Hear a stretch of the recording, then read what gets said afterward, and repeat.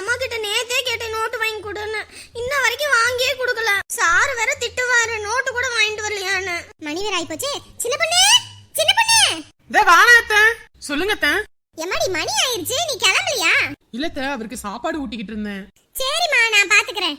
சொல்லுங்க என்னங்க நேரம் ஆயிடுச்சுல, அதான் வேலைக்கு போகணும்னா அதான் சாப்பாடு எடுத்துட்டு வந்தேன். ஓ மணி ஆயிடுச்சு. எத்தனை மணி 8:45 ஆயிப்போச்சு. ஐயோ 8:45 ஆயிடுச்சா? மணி வேற ஆயிப்போச்சு. அத்தை நான் சாப்பாடு கொடுத்துட்டு அந்த தட்டு அங்க வச்சிருக்கேன், அதை மட்டும் எடுத்து ஊத்திருங்க அத்தை. அப்புறமேட்டுக்கு அங்க மாத்திரை இருக்கு, அதையும் எடுத்து கொடுத்துருங்க. அதெல்லாம் நான் பாத்துக்கிறேன்மா, நான் அதெல்லாம் பாத்துக்குவேன். நீ முதல்ல கிளம்பு. என்னம்மா பையன்டா? அத்தை நீங்களும் சாப்பிடுங்க, சாப்பிடாம இது வேலைக்கு போயிட்டு அப்புறம் மயக்கம் போட்டு விழுந்துறாதீங்க. அதெல்லாம் நான் பாத்துக்கிறேன்மா, நீ கிளம்பு. அம்மா. என்னம்மா? அம்மா நேத்து நோட்டு கேட்டல்லம்மா, இன்னைக்கு நோட்டு வாங்கிட்டு போலன்னா சார் வெளியே நிக்க வைப்பாருமா. எம்மாடி அம்மாக்கு இன்னும் சம்பளம் வரல, வந்தோடனே வாங்கி கொடுக்க போறேன். இன்னைக்கு ஒரு நாள் மட்டும் அட்ஜஸ்ட் பண்ணிக்கிட்டு சொல்லும். போமா, நேத்தே நீ இப்படிதான் பண்ணுன. அன்னைக்கு நோட்ஸ் வாங்குறதுக்கு இப்படிதான், நீ நோட்ஸ் வாங்கி தரேன் நாளைக்குன்னு சொல்லிட்டு 2 வாரம் கழிச்சு வாங்கி கொடுத்த. சார் எப்படி தெரியுமா திட்டினாரு, இன்னைக்கு நீ நோட்டு வாங்கி கொடுக்கலன்னா நீ வெளியே தான் நிக்க வைப்பாரு. எம்மாடி காசு இன்னைக்கு வந்துருமா, நான் வாங்கி தரமா. பாப்பா நீ எப்படிதான் பண்ணிட்டு இருக்க? இன்னைக்கு ஒரு நாள் மட்டும் அட்ஜஸ்ட் பண்ணிக்கிட தங்கம். நான் சாயந்தரம் வரும்போது நோட்டு வாங்கிட்டு வரேன். தினமும் இப்படிதாமா சொல்ற, எனக்கு எரிச்சலா இருக்குது. இருந்தா வாங்கி கொடுக்க மாட்டாங்களா? இப்படி எல்லாத்துக்கும் அடம் பிடிச்சா எப்படி? அந்த சார் எல்லா பிள்ளைங்க முன்னாடி வெளியே நிக்க வைப்பாரு, எனக்கு தான் தெரியும் எவ்வளவு அசிங்கமா இருக்கும்னு. இங்க பாரு துளசி, நான் தான் சொல்றேன்ல, இன்னைக்கு ஒரு தடவை மட்டும் சார் கிட்ட சொல்லு நான் வாங்கி தரேன்னு. சும்மா வாங்கி கொடுனா இருந்தா வாங்கி கொடுக்க மாட்டாங்களா?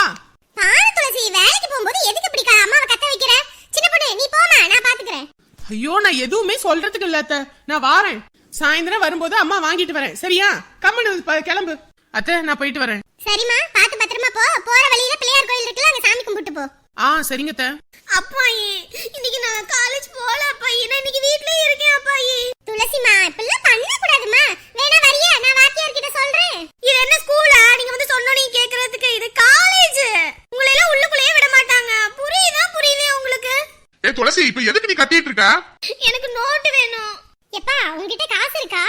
200 ரூபாய் இருக்காப்பாயி, அது அப்பாவுக்கு மாத்திரை மருந்து வாங்க தானே இருக்கு. சரிப்பா, இவளுக்கு ஒரு நோட்டு மட்டும் வாங்கி கொடுத்துற அந்த காசுல, அப்புறம் சாயந்தரம் மாத்திரை வாங்கிக்கலாம். அப்பாயி அம்மா மாத்திரை வாங்க தானே 200 ரூபாய் கொடுத்தாங்க. சரி அழாத, வாங்கி கொடுப்பான். துளசி நோட்டு வேணுமா? ஆமாண்டா, இல்லைன்னா சார் அடிப்பாரு, வெளியே நிக்க வைப்பாரு எல்லாரும் முன்னாடியும். அப்படின்னா அண்ணான்னு கூப்பிட்டு என் கால்ல விழுகு, உனக்கு நோட்டு வாங்கி தரேன். நோட்டு வேணா ஒண்ணு வேணா, நான் காலேஜே போல வீட்லயே இருக்கேன். அண்ணனா வாங்கி தரேன்னு சொல்றாளே துளசி, அண்ணான்னு கூப்பிடு. போங்க பை, இவன் ரொம்ப ஓவரா பண்ணுவான். ஒரு தடவை காலை தொட்டா மறுபடியும் பண்ணுவான். நோட்டு வேணும்னா காலை விழுகு, இல்லையா போய்கிட்டே இரு. சரி ஒரு தடவை மட்டும் அண்ணான்னு சொல்லிரு, நோட்டு வாங்கினதுக்கு அப்புறம் போடான்னு சொல்லிடலாம். அண்ணா நோட்டு வாங்கி கொடுங்க அண்ணா. ஆஹா வாயில மட்டும் சொன்னா போதுமா? காலையில நீ எட்டி உதச்சல்ல, கால்ல விழுகு. கால்ல விழுந்தா நோட்டு. சரி ஒரே ஒரு தடவை தானே, கால் தொட்டு கும்பிட்டு வாங்கிக்க. ஐயோ இவன் கால்ல எல்லாம் கழுவவே மாட்டான். இதுல என்னென்னதெல்லாம் மிதிச்சிட்டு வந்தானோ, இந்த சுவை என்னத்தோட சொல்றான். அதான் இப்ப கால்ல வந்துட்டல, நோட்டு வாங்கி கொடு. பாக்கலாம். என்னது பாக்கலாமா? அம்மா ஐயோ உங்க ரெண்டு பேத்துக்கிட்டே ஓடி உங்களை இதுக்கு அனுப்பத்துக்குள்ள ஒரு வழி ஆயிரேன் பாத்துக்கங்க. ரெண்டு பேரும் கிளம்புங்க. அப்பாயி இவளுக்கு நான் நோட்டு வாங்கி தர மாட்டேன். அப்பாயி எப்படி அடிச்சா பாத்தீங்கல்ல? அப்புறம் நீ மட்டும் கால்ல உலக அது பண்ணி இது பண்ணுன்னு சொன்னா? சரி ரெண்டு பேரும் அப்படியே இது பண்ணாதீங்க, ஒரு நோட் ஒன்னு வாங்கி கொடுப்பா. அப்பாயி சொல்றனால வாங்கி தரேன், இல்லன்னு வச்சுக்க அவ்வளவுதான், உன்னை என்ன பண்ணுவேன்னு தெரியாது. நோட்டு மட்டும் கிடைக்கட்டும் அவனே, அப்புறம் இருக்கட உனக்கு கச்சேரி. சரிமா இந்த பை மாட்டிக்கோ. சரியா பை, நான் போயிட்டு வரேன். சரியா பையி, நானும் அப்படியே போயிட்டு வரேன். எப்பா நீ சாப்பிடலையா? ஆஹா எனக்கு வேணாம் பாயி. தயிர் சாதம் தான் செஞ்சிருக்க, கொஞ்சோண்டு சாப்பிட்டு போப்பா, வெறும் வயித்தோட போய். ஐயோ வேணாம் பாயி, இப்பயே வேலைக்கு லேட் ஆயிடுச்சு, நான் போயிட்டு வரேன். சரி மதியானத்துக்கு சாப்பாட்டுக்கு வீட்டுக்கு வந்துடுறதானே? வந்துறேன் பாயி, அப்பாவுக்கு மாத்திரை வாங்கிட்டு வரணும்ல, நான் அப்படியே வரும்போது வந்துடுறேன். சரி அப்படியே தங்கச்சி காலேஜ்ல விட்டுட்டு நோட்டை வாங்கி கொடுத்துட்டு பாத்து நீ வேலைக்கு போயிட்டு வந்துரு. சரியா பாயி, போயிட்டு வர பாயி. பாத்து போங்க.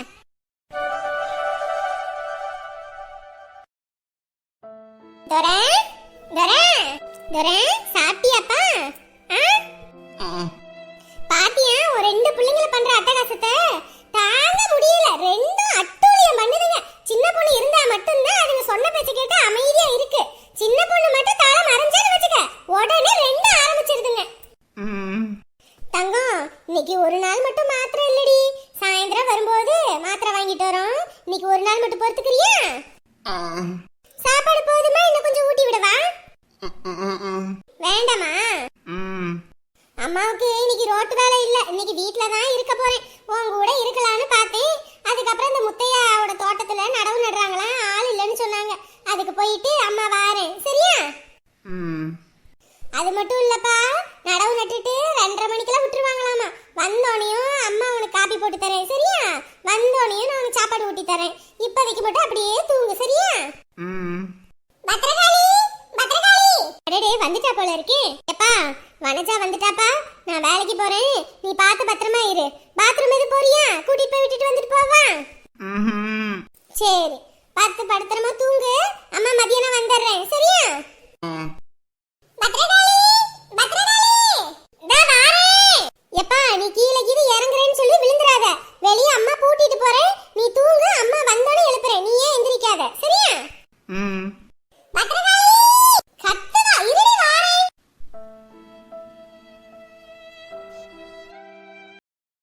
பத்ரகாளி, பத்ரகாளி, சத்தம் மட்டும்தான் வருது, இன்ன வரைக்கும் ஆளை காணா. வெரசா வராளான்னு பாரு. இதோ வந்துட்டேன். சத்தம் தான் வருது, ஆளையே காணா. என்னடா இது, கூப்பிட்டா ஆளை காணோம். பத்ரகாளி, அட இங்கிட்டு உட்காந்துருக்கியா? நான் இங்க தேடிக்கிட்டு இருக்கேன். என்ன வேலைக்கு போவான்னு சொன்னேன், ஒரே தான் உட்காந்துக்கிட்டு இருக்கேன். கிளம்புறதா உத்தேசம் இல்லையா? அட போவேண்டி, போவேன் நான் சொன்னேன். பையன் உள்ள இருந்தா அவங்கிட்ட பேசிக்கிட்டு இருந்தேன், நேரம் ஆகி போச்சு. சரி சரி, பையன் என்ன பண்றான்? என்ன பண்ணுவான், படுத்திருக்கான். சாப்பிட்டானா? சின்ன பொண்ணு வேலைக்கு போறதுக்கு முன்னாடியே பையனுக்கு ஊட்டி விட்டுட்டு தான் போயிருக்கா. எப்படி இருந்த பையன், சிங்க மாதிரி இருந்தான். இப்ப பாரு, நொடிங்கி போய் படுத்த படுக்கையா கிடக்குறான்.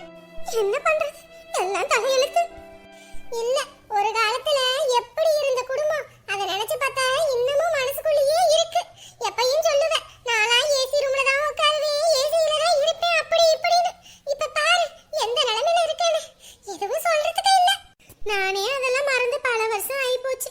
இன்னமும் அதெல்லாம் பத்தி யோசிக்க கூட எனக்கு நேரம் இல்ல. சரி விடு, எல்லாம் நம்ம தலையெழுத்துப்படி தான் ஆகும். எங்க பேரனும் பேத்தியும் போயிட்டாங்களா?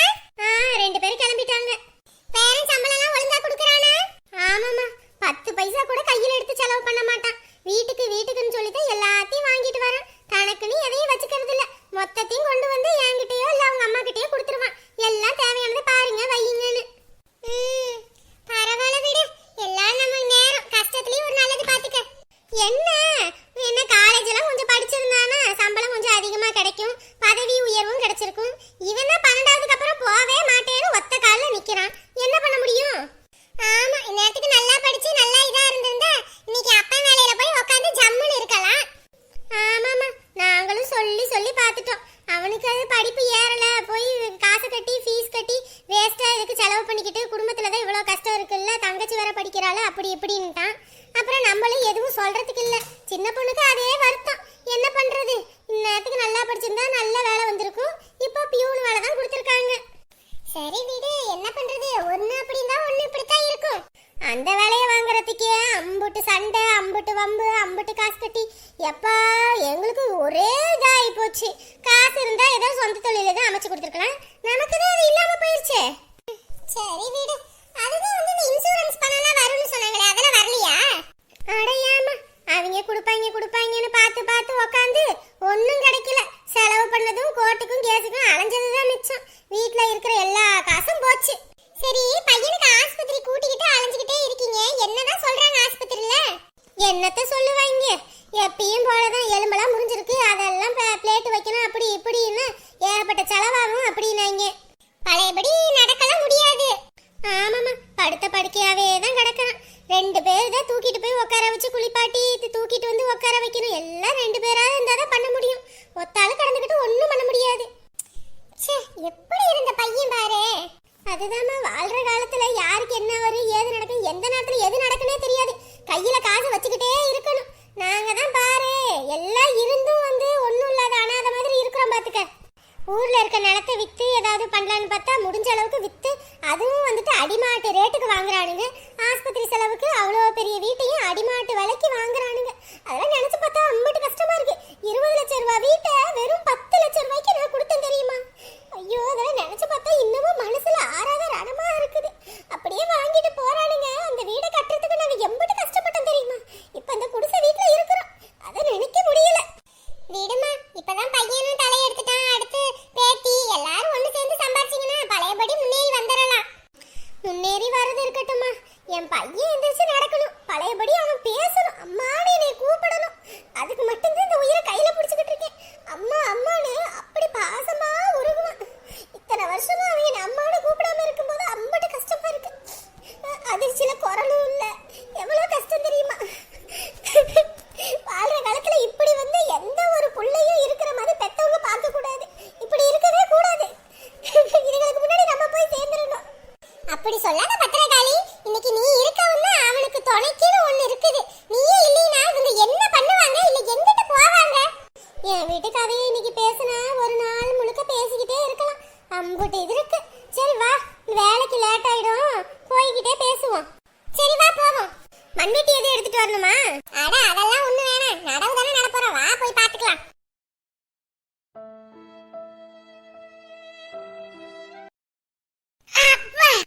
ஐயோ அப்பா, எவ்வளவு நேரம் ஆயி போச்சு. மணி எப்படி 2 மணி 2:30 இருக்கும் போல இருக்கே. பத்திரகாளி என்ன ஏண்டி, மணி 2:30 இருக்கும் போல இருக்கு. எவ்வளவு நேரம் அவங்க செஞ்சுக்கிட்டு இருப்ப? வா போவோம். அடியே, எல்லாரும் வேலை செஞ்சுக்கிட்டு இருக்காங்க, நம்ம மட்டும் போனா என்ன சொல்லுவாங்க? செஞ்சுக்கிட்டு தான் இருக்கணும். அவங்க என்ன சொன்னாங்க, 2:30 மணிக்கு வரைக்கும் தான். அவர் எங்கேயோ வெளியே போறாரா, அவங்க செஞ்சுட்டு போகட்டும், வா நம்ம போவோம். இல்லடி, எல்லாருக்கும் முன்னாடி நம்ம போனா நம்மள ஏதோ சொல்ல மாட்டாங்களா?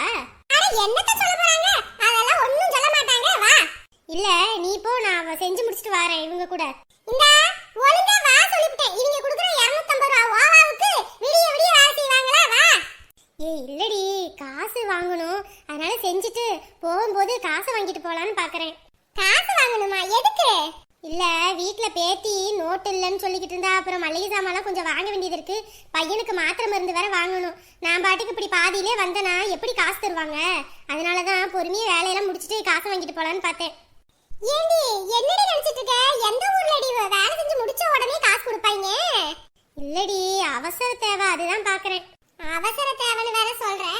சரி வா, முத்தையாண்ணன்ட்ட கேட்டு பாப்போம். கொடுத்தாருன்னா பாப்போம், இல்லையா கிளம்புவோம். இல்லடி, இன்னைக்கு முடிச்சிட்டு நான் காசை வாங்கிட்டு போனாதான் நாளைக்கு வீட்டு செலவுக்கு சாப்பாட்டுக்கே பண்ண முடியும். சரி, சொல்றது சரியாதான் இருக்கு. சரி வா, நான் அண்ணன்கிட்ட கேக்குறேன். தருவாங்க தானே?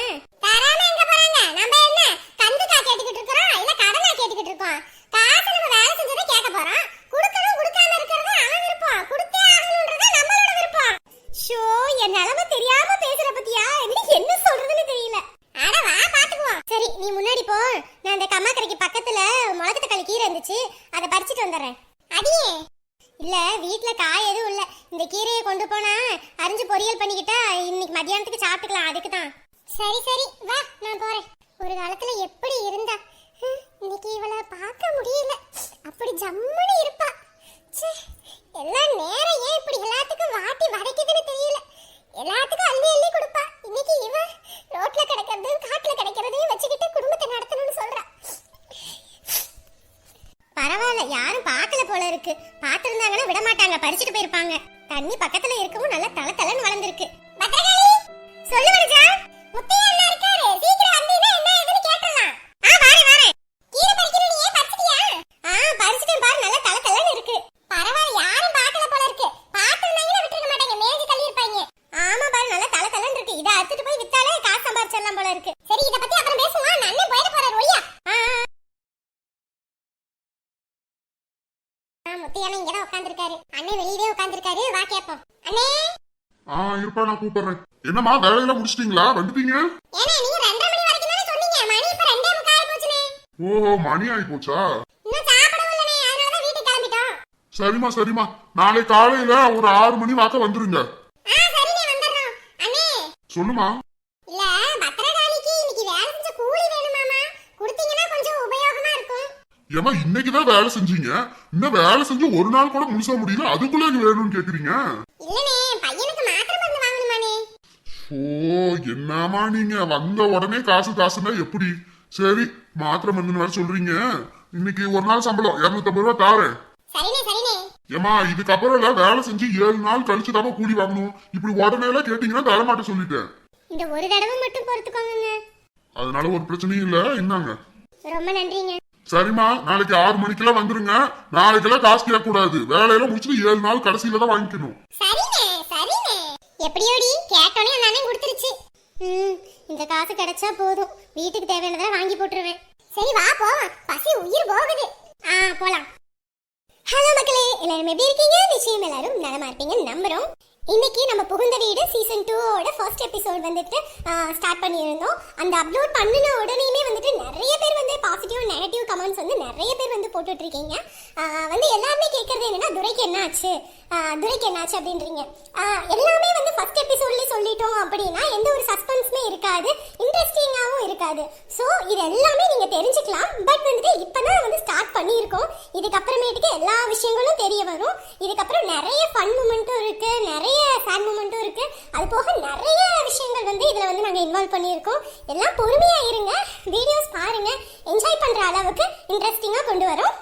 இப்போ இந்த வீடியோ பிடிச்சிருந்துச்சுன்னா உங்களால் முடிஞ்சது என்னன்னா ஒரு லைக் மட்டும் எனக்கு பண்ணுங்க. ஏன்னா நீங்கள் கொடுக்குற லைக்ஸ் தான் வந்துட்டு இந்த ஸ்டோரி நல்லா இருக்கா இல்லையா அப்படின்றது எனக்கு தெரியும். ஸோ இந்த ஒரு சப்போர்ட் மட்டும் பண்ணுங்க கைஸ். நாளைக்கே மற்றொரு எபிசோடோடு உங்களை வந்து சந்திக்கிறோம். அதுவரை உங்களிடமிருந்து விடை பெறுவது நான் உங்கள்